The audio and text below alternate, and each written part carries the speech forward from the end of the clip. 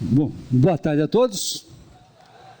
Conforme o Humberto disse, eu sou coordenador do vestibular no ITA em São José dos Campos. E, conforme o Humberto disse, eu sou para o Nordeste, para o Norte, e esse ano eu estou fazendo aqui para o Nordeste mais uma vez. Não é a primeira vez que eu estou aqui em Salvador, acho que essa deve ser a terceira ou quarta vez.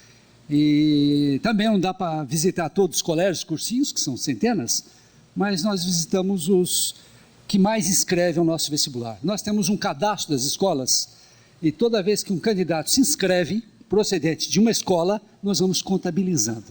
Então é fácil saber quantos alunos que foram inscritos ano passado no curso de interseção, por exemplo, nós temos. E quando eu saio, a gente escolhe os 6 maiores, e esse é o critério que nós usamos.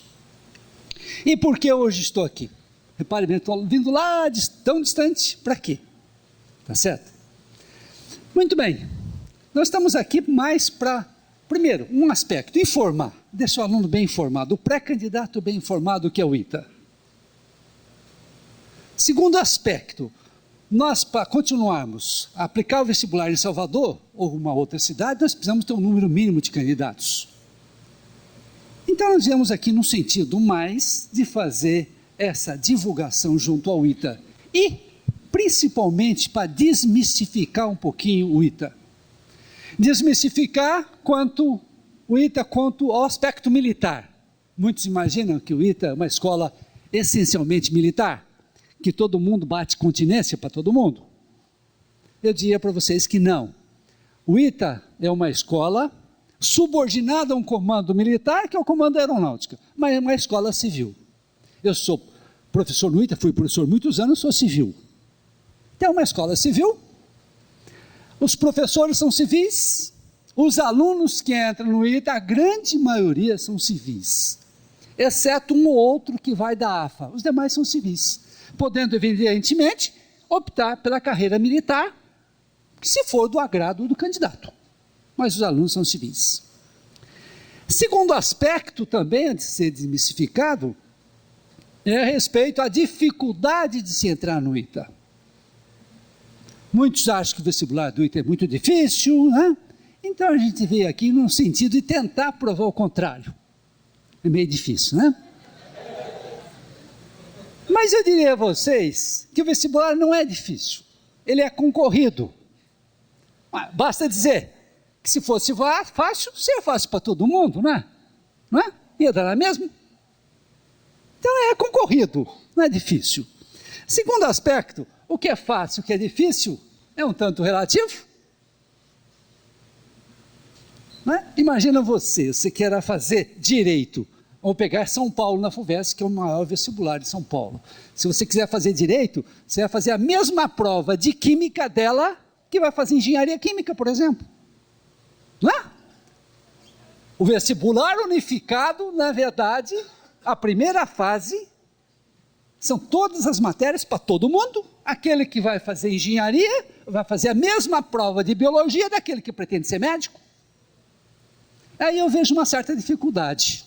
Imagina quem pretende ser advogado fazer uma prova de química, né? Então isso, um tempo atrás, tinha uma APOFE em São Paulo, que era por área. Quem for fazer exatas é um vestibular, quem for fazer humanas outra, biológica outra. Mas isso de um tempo para cá uniu, então eu vejo dificuldade. Agora o ITA não, o ITA é faculdade de engenharia. E nós caímos onde? Em cima de matemática, física e química. Quem não gostar disso, está no lugar errado. Não é isso? Noves fora esse papo, trazendo isso para a prática, pergunta, e aí, qual a nota mínima para entrar no ITA nos últimos anos? Essa nota mínima, nota de corte, em média, isso pode variar de um ano para outro, mas em média isso tem dado em torno de 65.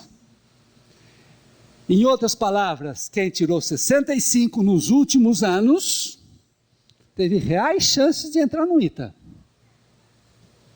Tá certo?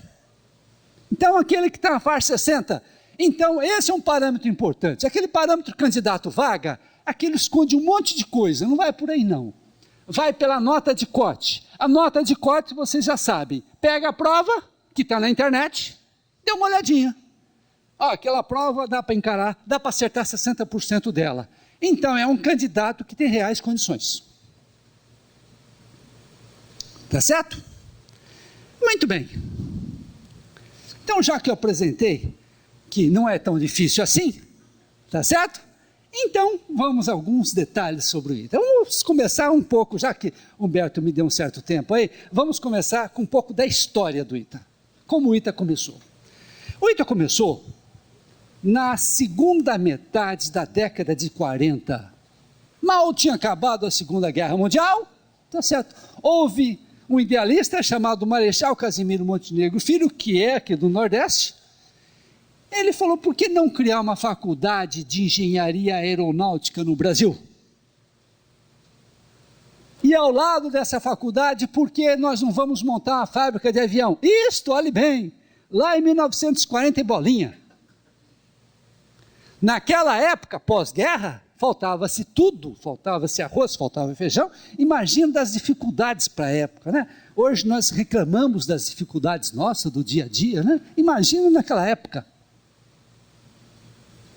Não se tinha faculdade de engenharia praticamente em lugar nenhum no Brasil. A industrialização do Brasil era zero. Fabricava-se o quê na segunda metade da década de 40? O quê? Fabricava carroça, charrete e muito mal fabricada. Não fabricava nem bicicleta na época, fabricava arados, essas coisas desse tipo.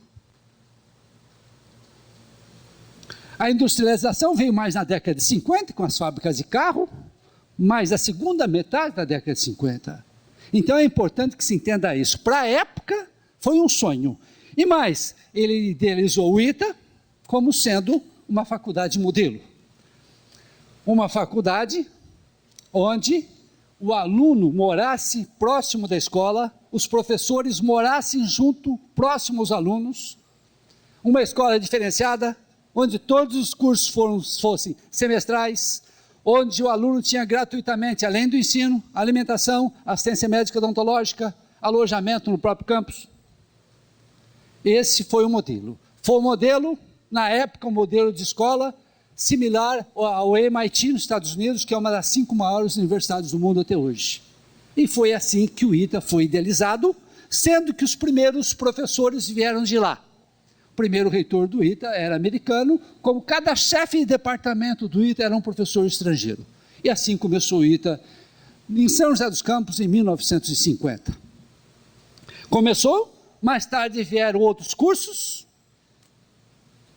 Depois começou a fábrica sonhada pelo Marechal Casimiro. Essa fábrica teve um projeto do avião, que é o avião Bandeirante, que nasceu dentro do ITA.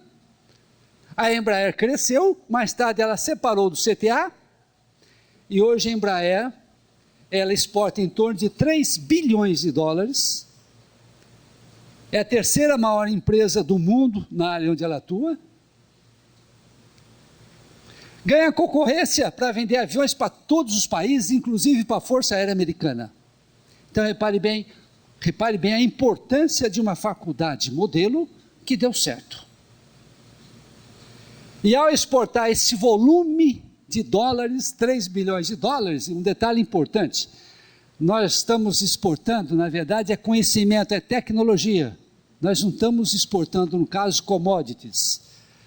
Para a gente exportar aí um navio de soja, o navio vai cheio de soja para o Oriente, e o que volta para nós vem numa caixinha de SEDEX, praticamente de software da China, por exemplo, da Índia. Quer dizer, onde está a tecnologia, na verdade, custa muito caro. É o caso da Coreia do Sul com a LG, por exemplo. Hoje nós estamos exportando muito commodities. Se a gente vamos pegar o estado do Mato Grosso, aquele norte do Mato Grosso, há 30 anos era uma mata só. Hoje aquilo praticamente não existe mais. Aquela região de Sinop, Alta Floresta, tudo aquilo está sendo plantado soja. Exportamos sim, mas a um custo muito caro para a ecologia, para o meio ambiente.